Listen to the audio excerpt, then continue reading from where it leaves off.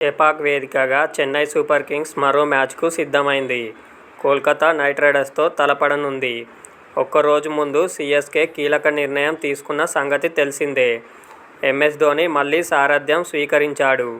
గాయం కారణంగా రుతురాజ్ గైక్వాడ్ టోర్నీ నుండి వైదొలిగాడు. అయితే డగౌట్ నుంచి సీఎస్కేకు తన మద్దతు ఎప్పుడూ ఉంటుందని రుతురాజ్ వ్యాఖ్యానించాడు. ధోనీ కెప్టెన్సీపై రుతురాజ్ స్పందించాడు. ఆ వీడియోను సీఎస్కే తన సోషల్ మీడియా ఖాతాలో పోస్ట్ చేసింది. ఐపీఎల్లో మిగతా మ్యాచ్లకు దూరం కావడం నిరుత్సాహానికి గురి చేస్తోంది. మోచేయి గాయం కారణంగా ఆడలేకపోతున్నా. ఇప్పటివరకు నాకు మద్దతుగా నిలిచిన ప్రతి ఒక్కరికి ధన్యవాదాలు. మాకు ఇది సవాల్తో కూడిన సీజన్. అయితే మాకు ఓ యంగ్ వికెట్ కీపర్ ఉన్నారు. అతడు జట్టును ముందుకు తీసుకెళ్తాడు. తప్పకుండా సీఎస్కే మళ్లీ విజయాల బాట పడుతుందని భావిస్తున్నా. స్క్వాడ్తోనే ఉంటా. డగౌట్ నుంచి మద్దతు ఇస్తూనే ఉంటా. కఠిన పరిస్థితుల నుంచి జట్టు బయటపడడం చూడాలనుంది. కొన్ని అంశాలు మన చేతుల్లో ఉండవు.